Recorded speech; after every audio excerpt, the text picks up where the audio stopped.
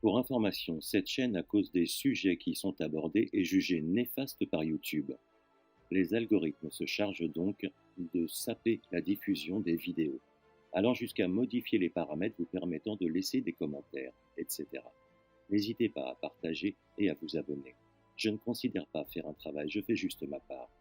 Je ne monétise rien, je ne vous demande rien pour moi. Juste aidez-moi à les aider en partageant. Rassemblement du 31 mars, 1er et 2 avril 2023. Les loups sont-ils dans la bergerie? Bonjour, j'espère que vous allez bien.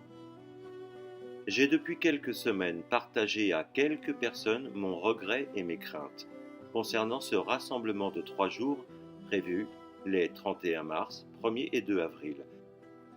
Un rassemblement qui se veut dédié aux parents ayant subi des placements abusifs ou inversés.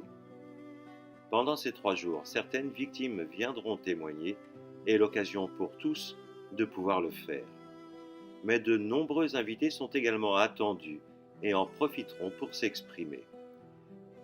J'ai également dernièrement partagé sur YouTube ou VK des vidéos réalisées par Phéno qui prend le temps de mettre les points sur les i et les barres sur les t concernant l'une des stars actuelles de certains complotistes, le sulfureux Gérard Fauré.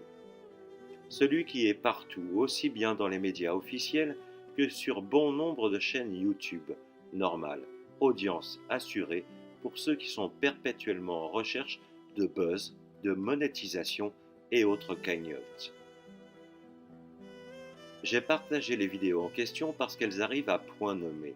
Ce sulfureux personnage était de ceux qui font que je crains que ce rassemblement ne soit facilement plié en deux par les médias officiels comme un rassemblement de complotistes. Et le risque pour les victimes, pourtant bien réel, de se voir une fois de plus balayé d'un revers de la main avec une étiquette collée sur le front, pour que le grand public ne prenne pas leurs revendications au sérieux. N'ont-elles pas bien assez de problèmes? Et ceux-ci risquent de le desservir. Ce sont mes inquiétudes concernant ce rassemblement qui leur est dédié.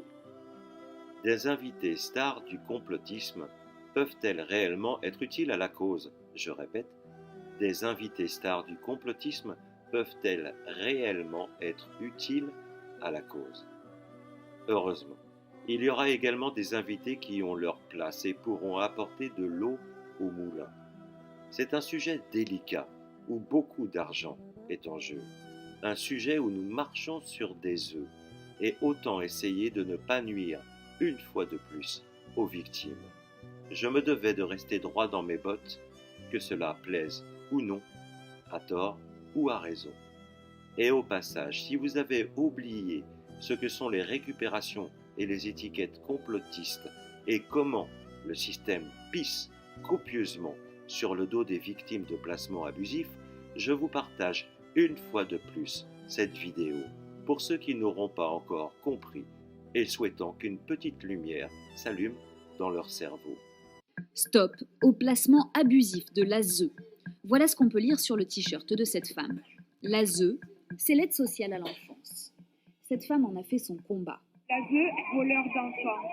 Elle milite aux côtés de mères qui assurent que leurs enfants leur ont été enlevés sans raison par les services sociaux. Réveillez-vous, parce qu'un jour, les gens, vous n'êtes pas d'accord avec la maîtresse, avec le médecin, avec votre voisin, on vient vous retirer votre enfant comme ça. En réalité, un placement se fait après examen du dossier par un juge et doit toujours avoir un motif, nous explique Perrine Goulet. Cette députée connaît bien le sujet, elle-même a grandi dans un foyer. Aujourd'hui, elle se bat pour améliorer les conditions d'accueil des enfants placés. Si on les retire, c'est qu'ils ont été victimes de carences ou de violences. Il y a forcément quelque chose, on ne retire pas pour rien. Moi, j'ai encore pas vu des retraits pour rien. Après, il y a des situations qu'on aurait pu interpréter autrement, mais on ne retire pas quand il n'y a aucun signe. C'est pas vrai. Ces femmes en guerre contre l'aide sociale à l'enfance sont souvent soutenues publiquement par des complotistes persuadés que des réseaux pédocriminels sont à la tête de l'État.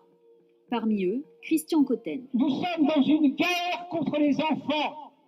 Cette guerre, c'est une guerre de pédocriminalité. Ou encore Stan Maillot, un ancien gendarme qui parle en ces termes des services sociaux. Ce sont des psychopathes, c'est-à-dire qu'ils Clairement. appliquent une terreur d'État qui est formelle. Cet homme a d'ailleurs été condamné pour enlèvement d'enfants qu'il voulait rendre à leur mère. Pour Perrine Goulet, des mamans désespérées peuvent finir par se tourner vers ce genre de personnes en recherchant de l'aide. Elles sont à la disposition de tous ces gourous et enchanteurs qui leur font croire tout et n'importe quoi. Et en tombant avec ce genre de personnes, ben, elles se décrédibilisent encore plus vis-à-vis des juges. Donc c'est un cercle infernal. Les théories sur les réseaux pédocriminels ou encore sur les placements abusifs généralisés peuvent donc avoir des conséquences concrètes très graves sur la vie de ces enfants et de leurs parents. Prenez soin de vous et de vos proches. À bientôt, ici ou ailleurs. Portez-vous bien.